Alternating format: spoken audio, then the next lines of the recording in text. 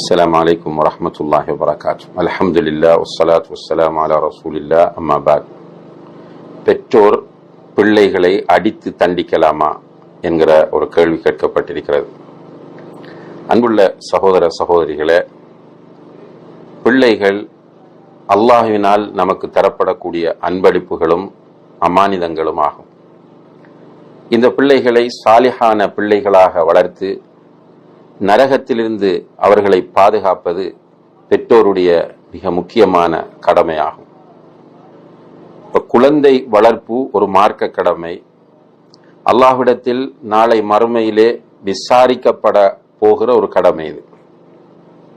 இதை பெற்றோர்கள் கவனமாக புரிந்து கொள்ள வேண்டும். குழந்தை வளர்ப்புடைய விஷயத்தில் பொடுபோக்காக இருக்கிற பெற்றோர்கள் இந்த உலகத்திலும் கைசெதப்படுவார்கள், மறுமையிலும் அவர்களுக்கு கைசேதம்தான் உண்டாகும். அல்லாஹ் அந்த நிலையிலிருந்து எல்லோரையும் பாதுகாக்க வேண்டும்.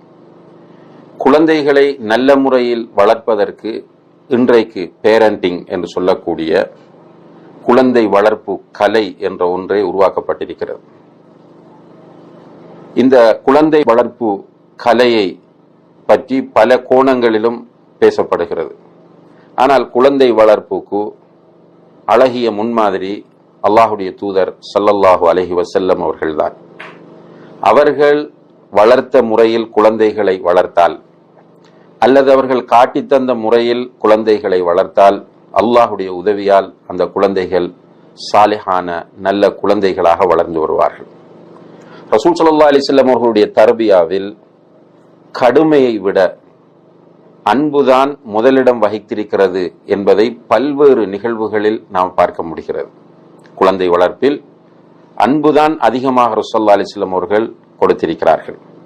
இந்த அன்பை கொடுத்து குழந்தைகளை வளர்ப்பதுதான் வெற்றிகரமான குழந்தை வளர்ப்பு முறை என்பதை நாம் புரிந்து கொள்ள வேண்டும். தேவைப்படும் போது குழந்தைகளுக்கு அடிக்கலாமா என்று கேட்டால், அதிகமான உலமாக்கள் தேவைப்படும் போது கடுமையாக இல்லாமல் அல்லது பாரதூரமான விளைவுகளை ஏற்படுத்தக்கூடிய இடங்களை தவிர்த்து, குறிப்பாக முகத்தில் அடிப்பது முற்றாக இஸ்லாத்தில் தடை செய்யப்பட்டிருக்கிறது.